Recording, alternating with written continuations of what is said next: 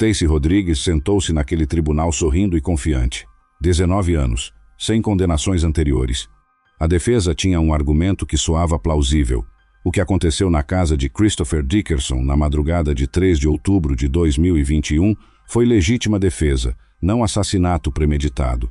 Um homem bêbado ficou agressivo, encurralou uma jovem de 1,63 m contra a parede e a situação saiu do controle. Decisões tomadas sob pânico, nada planejado.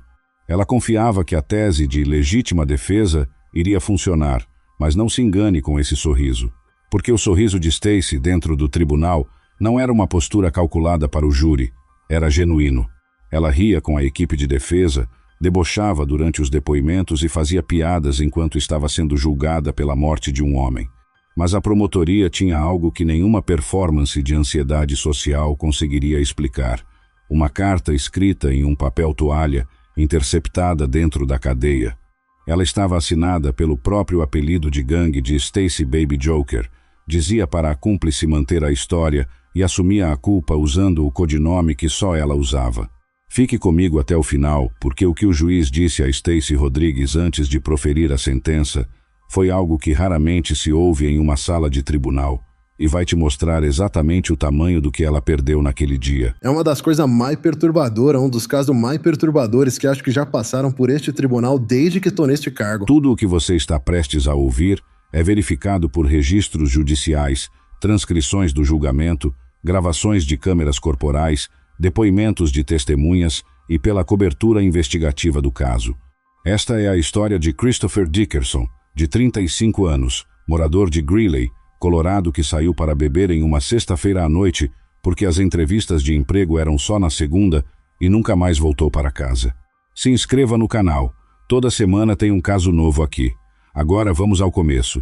Chris havia comprado a casa na Quinset Avenue Court poucos meses antes de morrer.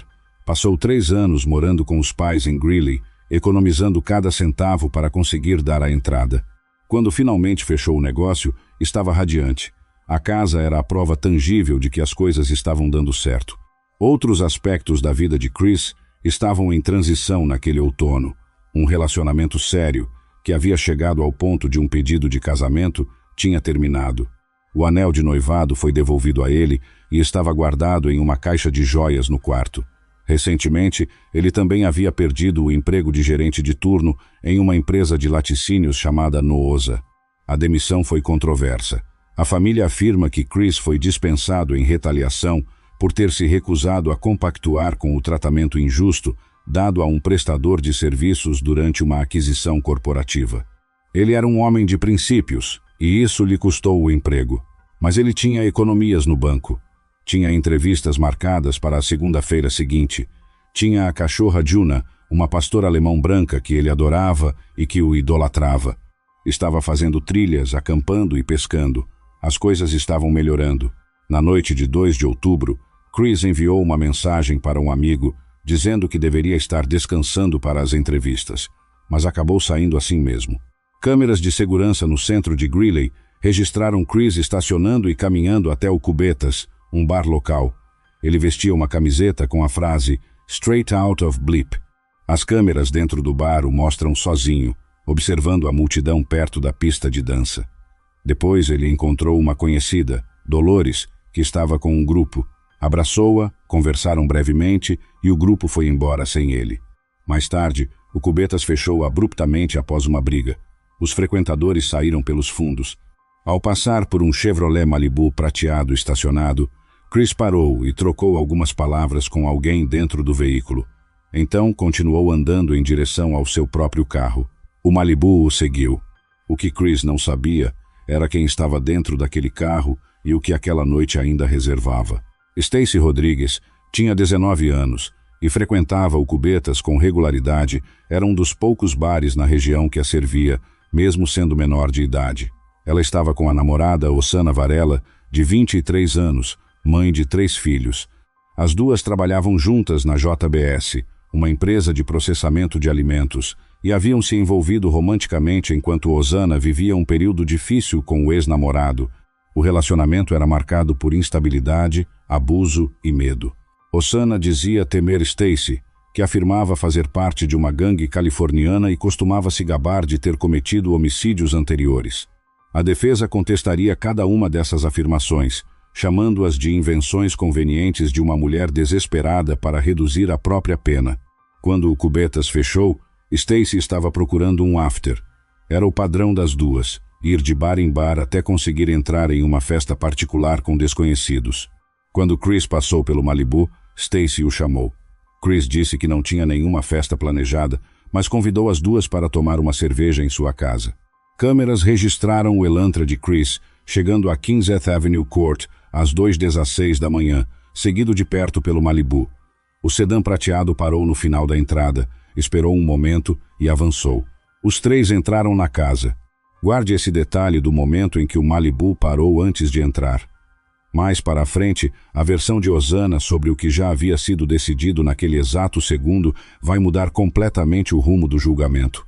Lá dentro, os três começaram a beber. Em algum momento, saíram juntos para buscar Dolores, a conhecida de Chris, que precisava de uma carona para casa. Quando voltaram, Stacy passou a servir as bebidas. Segundo Ozana, ela começou a dar doses duplas de vodka para Chris, enquanto servia para si mesma e para a namorada versões diluídas que pareciam iguais. De repente, uma discussão estourou entre Stacy e Chris. Começou na cozinha e migrou para a sala. Stacy arremessou garrafas de cerveja. Com Chris rendido no sofá, ela subiu em cima dele e ordenou que Ozana trouxesse o chive e uma lima de metal afiada que estava na cozinha. Ozana entregou a ferramenta e recuou. Dali, ela ouvia tudo, mas não via nada. Stacy voltou para a cozinha momentos depois, com sangue nas mãos e no rosto. Estava energizada. Segundo o depoimento de Ozana, Stacy lambeu o sangue da própria mão e disse: "Isso é sujo." Depois, arrastou o corpo de Chris do sofá para o chão, tentando simular sinais de luta para sustentar a futura alegação de legítima defesa. Stacy então revirou o quarto de Chris. Colocou vários pertences em uma mochila, incluindo a carteira tirada do bolso dele e a caixa de joias que continha o anel de noivado devolvido.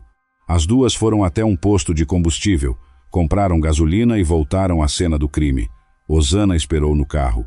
Stacy entrou no imóvel, ateou fogo e saiu andando sem pressa de volta ao veículo, com as chamas já iluminando a janela da frente atrás dela. Você consegue ver o padrão?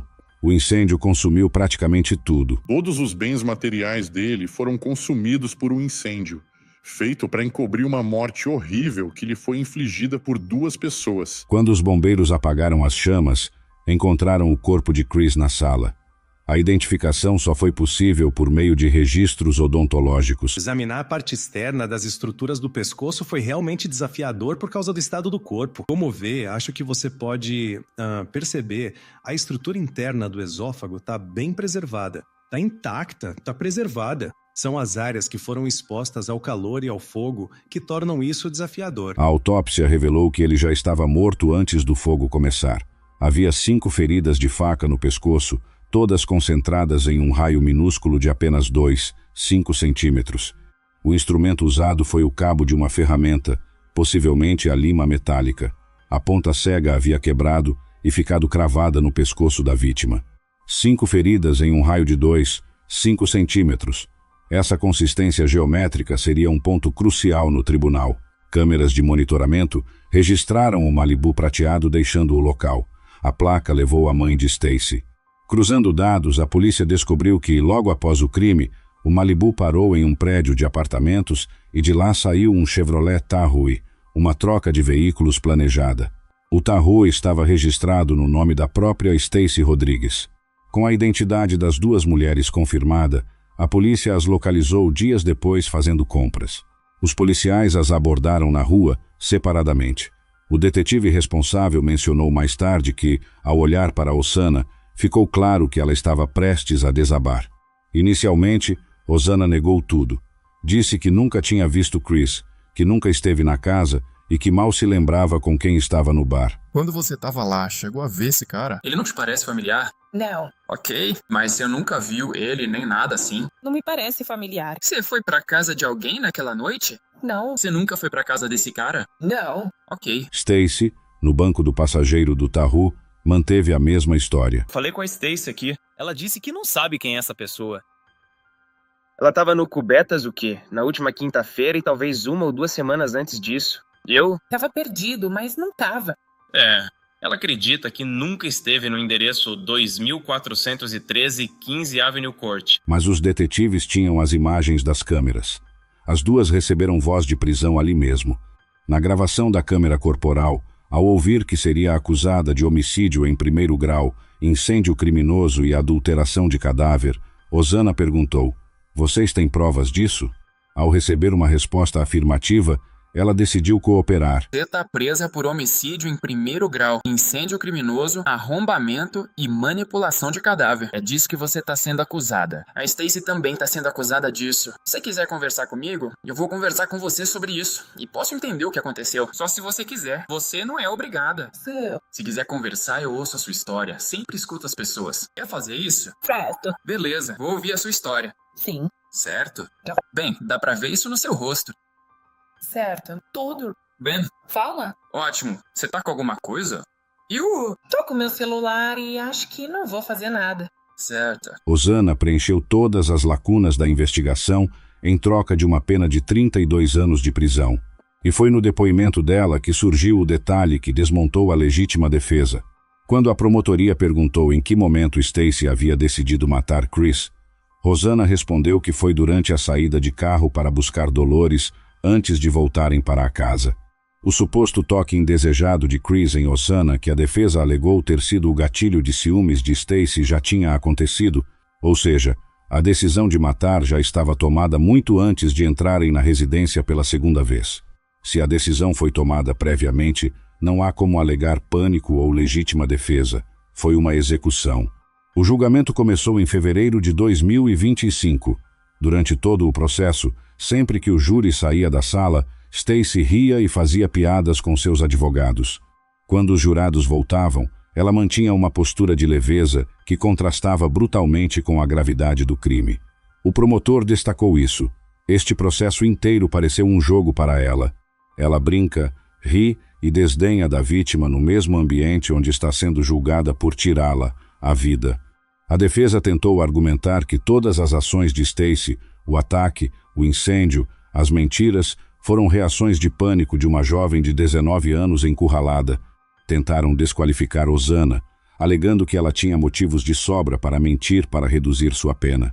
Mostraram que, apesar de Ozana alegar que sofria abusos físicos terríveis de Stacy, nenhuma das 51.000 fotos em seu celular mostrava qualquer marca ou hematoma.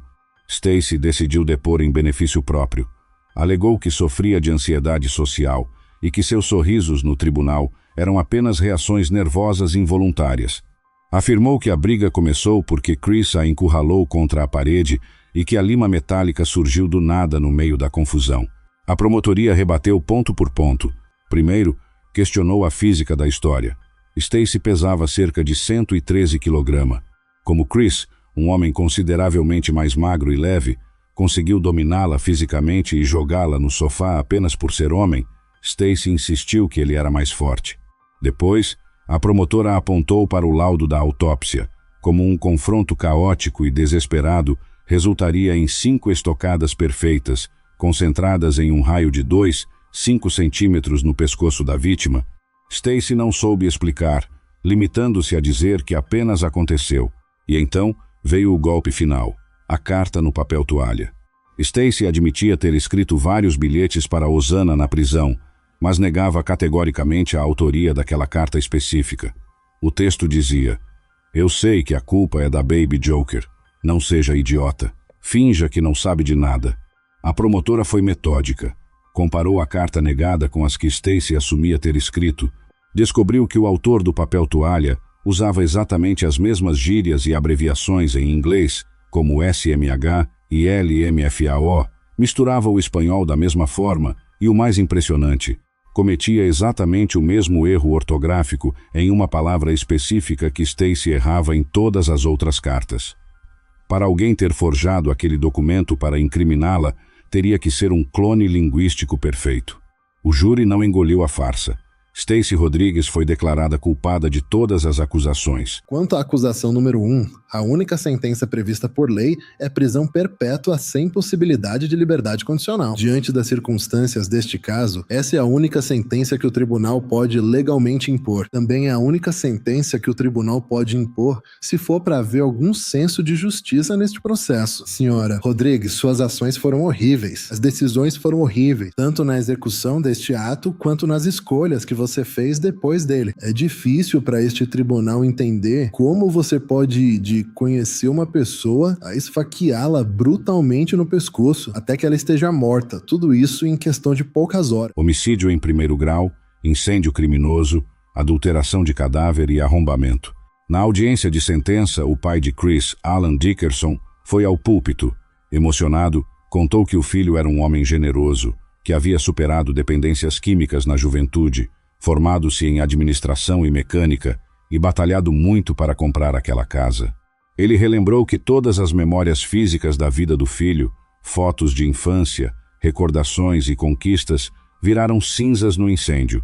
Juna é a única coisa que nos resta de Christopher, desabafou. Agora temos Jana, e é a única coisa que nos restou do Christopher para lembrarmos dele. A mãe, Elizabeth, agradeceu por ver o nome do filho ser tratado com respeito no tribunal. A família Dickerson esteve presente em cada uma das audiências ao longo de 1.257 dias de calvário. O promotor elogiou a força deles, lembrando o momento doloroso em que o legista bateu à porta da família para pedir os registros odontológicos de Chris para identificar o corpo carbonizado. A sentença foi implacável. Prisão perpétua sem possibilidade de condicional pelo homicídio, somada a mais de 50 anos consecutivos pelos outros crimes. Antes de encerrar, o juiz Vicente Vigil fez um pronunciamento raro. Ele afirmou que, pelas provas e vídeos, Chris parecia ser apenas um homem um pouco solitário tentando fazer conexões em uma noite de sábado, e que era uma tragédia conhecer pais tão maravilhosos em circunstâncias tão terríveis. Depois, olhou diretamente para Stacy e disse que ela era jovem e que daqui a 20 ou 30 anos teria uma visão muito diferente sobre os seus atos.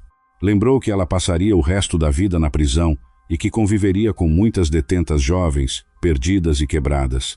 O juiz encerrou dizendo: "Você terá que escolher que tipo de influência quer ser para essas pessoas. Se você quer encontrar alguma paz na sua existência, espero que reflita sobre isso."